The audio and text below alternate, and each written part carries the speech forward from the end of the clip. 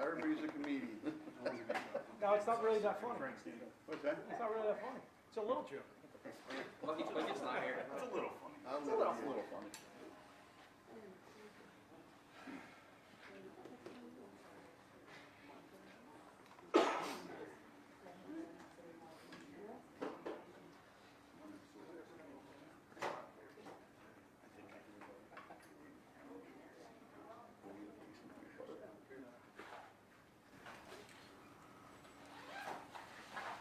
Oh, where he got to, Rob? We'll call him. He knows on his phone. It's in his truck. I'm missing one guy, and then you guys All will right. get it done. I don't know where he went. He's probably For out. breakfast, I'm I telling you, I think. think he's right? tired. So how you guys been holding up? Oh, we're good. Yeah. We'll finally be able to Get some sleep. Yeah. Are you guys all local to the Philadelphia area-ish? Yep. Yeah, Close enough? Everybody is there. Yeah. Everybody, Nice. So this is all the members of the Fugitive Task Force. Not all of them. The guys are out here this morning. So you have Fugitive Task Force is comprised of Deputy Marshals, Philly detectives, homicide detectives, Chester police officer, Delaware County Sheriff, Bucks County Sheriff, state parole agents. So this is just a small, about a quarter of my guys. I don't have a good sense.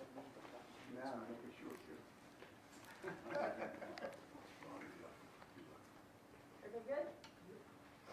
Good? Okay, so my name's Robert Clark, Supervisory Deputy, U.S. Marshal, Warrant Supervisor for the Eastern Pennsylvania Violent Crimes Fugitive Task Force. This morning, at approximately 8:30 a.m., the 10-day manhunt for Ameen Hurst came to an end.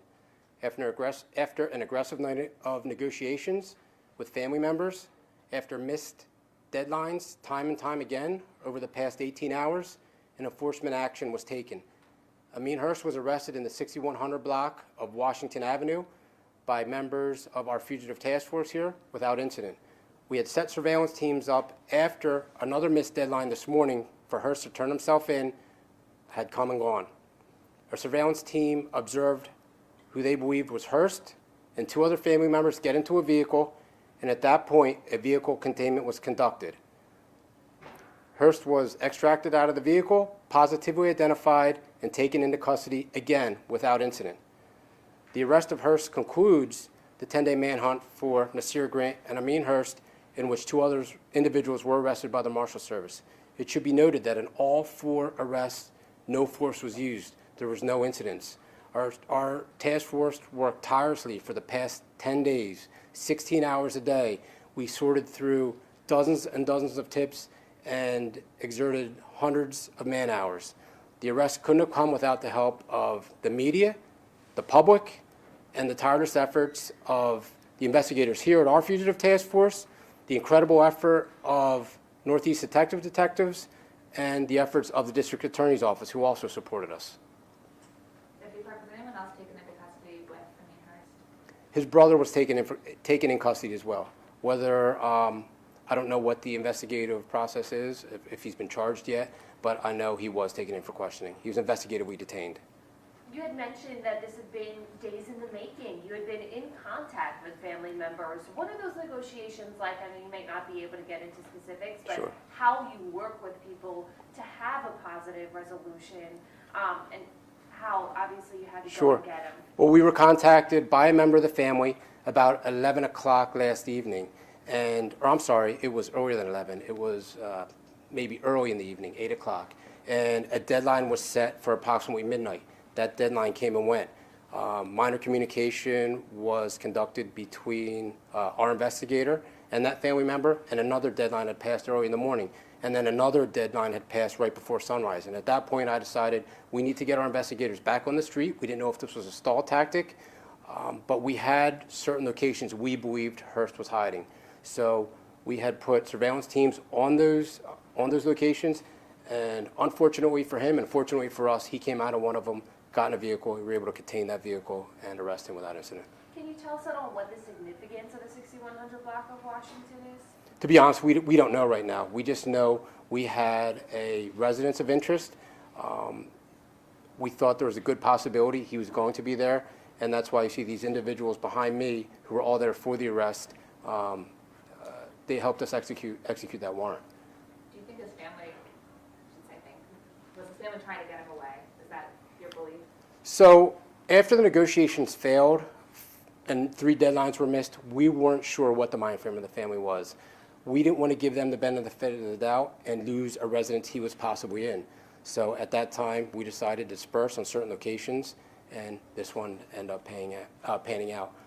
You may hear from the family that they were on the way to turn himself in. We hear that a lot, but we just weren't willing to take that chance. If we had the opportunity to take him down on the street, we were going to, and it's not without good cause. There were 3 deadlines that came and went, 3 deadlines. And when the sun came up, that was it. We had to press forward with our investigation, and if we could end it this morning, we wanted to end it, and we did.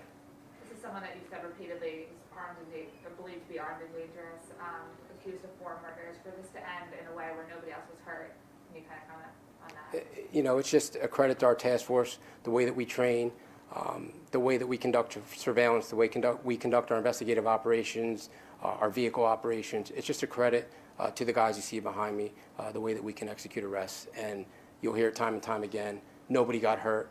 All the arrests were made without incident, and that's the way we like it. I want to make sure the guys behind me go home to their families at the end of the night. And sometimes if that means guys get away for a day or 2, then that's what happens, but not in this case. We also know that 2 other people were arrested by marshals. 1 other woman was also taken into custody. These are people who aid fugitives, and we talked about this earlier when this first happened. If you're helping, you're in it now too. Correct. And perhaps that's why the brother was investigatively detained. I don't know. That's for Northeast detectives to figure out, but you're absolutely right. 2 other individuals, a male and a female, were arrested during the course of this investigation. And we had said before, if you had helped during the escape and you were found culpable in aiding or obstructing or aiding his flight or obstructing justice, warrants were going to be issued. Nobody was playing. The Philadelphia Police Department, Northeast Detectives, the District Attorney's Office, and the U.S. Marshals, we were all on the same page. We were going to do whatever we had to bring these 2 individuals, and I couldn't be prouder that we did it in 10 days. Do you feel that the family member that called last night or who you was with today, were they harboring him? I mean, again, they would... Well, I guess there's a fine line between harboring and trying to negotiate a surrender, but once again, I state we had 3 deadlines, and we were in constant communication, and they significantly missed those deadlines. There was minor communication, and at some point we had to say, let's put our guys back out on the street because we think we had a chance to end this morning. One last question Sure. from me, and it's a little bit candid, so forgive me, but were you surprised these guys were in Philly, Chester County? I mean, like, everybody stayed local, even with that 17 to 18-hour advance that they had on the guards who didn't know they were missing. Correct. Well, I am surprised. But I can tell you that our fugitive investigation here took us to 3 states. It took us, obviously, here in Philadelphia, Pennsylvania. It took us down to Delaware, and it took us up to New York. So we had credible tips in all 3 places, but ultimately, we were able to uncover the hiding spots here in Philadelphia. Thank you. Good. All right. Thanks. I guess we go to see what the